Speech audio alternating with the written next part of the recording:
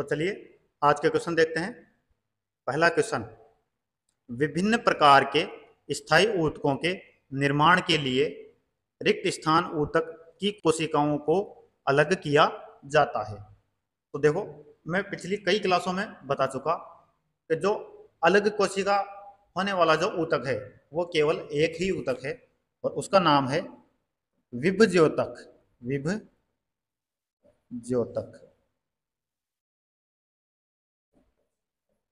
मतलब विभाज्य होने वाला ऊतक या विभाजन होने वाला ऊतक। तो जो विभाजन होने वाला ऊतक है उसी में ही कोशिकाएं अलग अलग हो सकती है, यानी उनका विभाजन हो सकता है। तो राइट आंसर कौन सा होगा? Option number D, meristematic. क्योंकि जो विभज्योतक होता है उसका ही नाम मेरिस्मेटिक होता है। आई बात समझ में? मेरिस्मेटिक को ही विभज्योतक बोला जाता है। चलें आगे। अगला क्वेश्चन देखो, पादप ऊतक मुख्यतः दो प्रकार के होते हैं, रिक्त स्थान और रिक्त स्थान। तो पादप ऊतक दो प्रकार के कौन कौन से हो जाएंगे इसमें? राइट आंसर होगा ऑप्शन नंबर सी, विभज्योतक ऊतक और स्थायी ऊतक। ये मैं पहले बता चुका पूरा डिटेल से। चलते हैं आगे। अगला क्वेश्चन देखो, निम्न में से कौन सा स्थायी ऊतक का एक उदाहरण है? स्थायी ऊतक, तो देखो इसमें से चार ऑप्शन है, रक्त, हड्डी, जाइलम और त्वचा। तो ये तीन, एक, दो और तीन, ये तीन तो जंतु ऊतक हैं। इसमें से एक ही ऊतक है जो पौधों में पाया जाता है या पादप ऊतक होता है, और वो है जाइलम। स्थायी ऊतक जो होता है वो कौन सा होता है? जाइलम। और स्थायी भी कौन सा वाला होता है? जटिल स्थायी। जटिल स्थायी जो जाइलम होता है वो जटिल स्थायी ऊतक होता है। अब देखो, रक्त, रक्त कैसा ऊतक होता है? तो ये होता है संयोजी ऊतक। संयोजी ऊतक। और संयोजी ऊतक में भी कौन सा होता है? ये तरल या संवहनीय।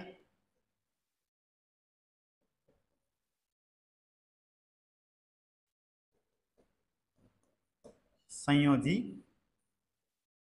ऊतक। फिर दूसरा है हड्डी। तो जो हड्डी होती है, हड्डी भी संयोजी ऊतक है।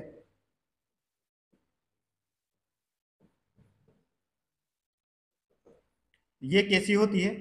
ये कंकाल संयोजी ऊतक। कंकाल संयोजी ऊतक। फिर अगला है त्वचा। तो देखो,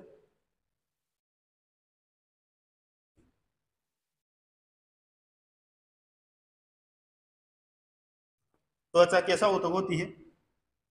तो ये होती है सरल उपकला ऊतक। इसे क्या कहा जाता है? इसे सरल एपिथीलियम, सरल एपिथीलियम या सिंपल एपिथीलियम भी कहा जाता है। आया समझ में? चलें आगे। अगला क्वेश्चन देखो, निम्न में से कौन जाइलम का प्रकार नहीं है? तो जाइलम का प्रकार कौन सा नहीं है? Right answer option number B, sieve tube. जो सीव ट्यूब होती है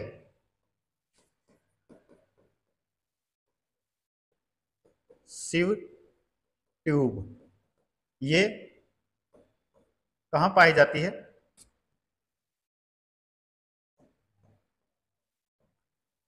फ्लोएम में।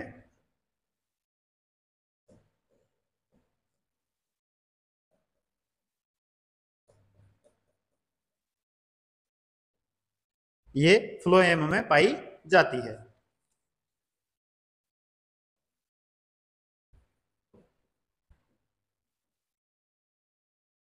जाइलम का कार्य बता चुका मैं, क्या होता है? जल व खनिज लवण परिवहन।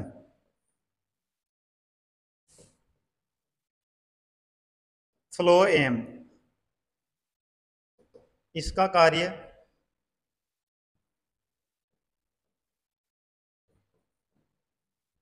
पत्तियों द्वारा बनाए गए भोजन का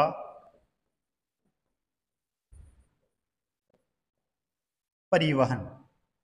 आया समझ में? चलें आगे। अगला क्वेश्चन देखो, कौन सा ऊतक पौधों के प्रकाश संश्लेषक हिस्सों से सामग्री के परिवहन में मदद करता है? अभी जस्ट बताया हूं मैं। राइट आंसर क्या होगा इसका? Option number A, phloem. Xylem जल का, फ्लोएम भोजन का। चलो आगे। दृढ़ ऊतक रिक्त स्थान से बना होता है। तो दृढ़ ऊतक किससे बना होता है? तो ये मृत कोशिकाओं से बना होता है। और मृत कोशिकाएं इनमें से कौन सी होगी? निर्जीव कोशिका, जिसमें जीवन या जीव नहीं होगा, वो कैसी होती है? मृत होती है। अब देखो, जो दृढ़ ऊतक होता है ये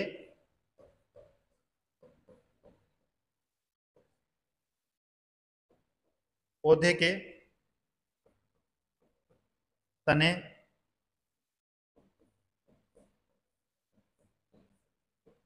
पत्तियों के सिरों, फल तथा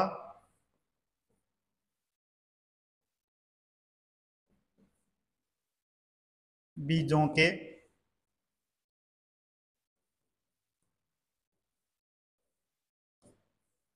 बीजावरण में पाया जाता है। अब तने में कहां पाया जाएगा? बाहरी आवरण में।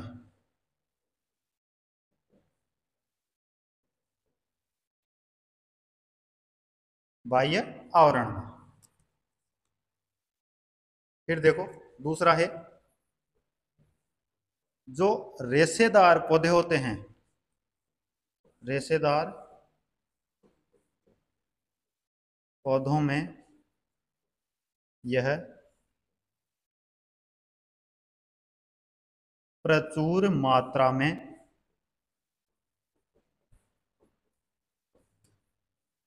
पाया जाता है। जैसे नारियल, जैसे नारियल। आया समझ में? चलें आगे। अगला क्वेश्चन देखो, रेगिस्तानी पौधों की बाह्य त्वचा यानी एपिडर्मिस में रिक्त स्थान की एक मोटी मोमी परत होती है। तो मैं पिछले दो पिछले तीसरे वीडियो में मैंने बताया था, जो मोमीय पदार्थ होता है वो क्या होता है? तो मोमीय पदार्थ होता है क्यूटीन। तो इसका भी राइट आंसर क्या हो जाएगा? क्यूटीन। अब देखो, जो क्यूटीन होता है ये क्या करता है?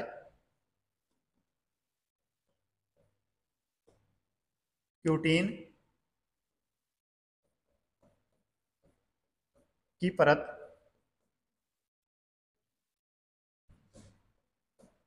वाष्पीकरण की दर को कम करती है, कम करती है, जिससे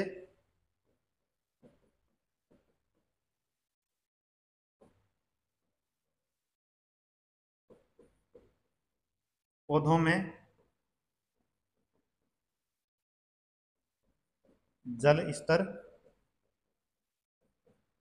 बना रहता है। आई बात समझ में? चलें आगे। अगला क्वेश्चन देखो, वृक्षों में सामग्री के परिवहन में सहायक ऊतकों को क्या कहा जाता है? परिवहन में सहायक ऊतक यानी कि किसी भी वस्तु का संवहन करना या परिवहन करना एक ही बात होती है। तो राइट आंसर क्या होगा इसका? ऑप्शन नंबर बी, संवहनी ऊतक। परिवहन मतलब संवहन करना, तो right answer option number B. अब देखो, जो संवहनी ऊतक होते हैं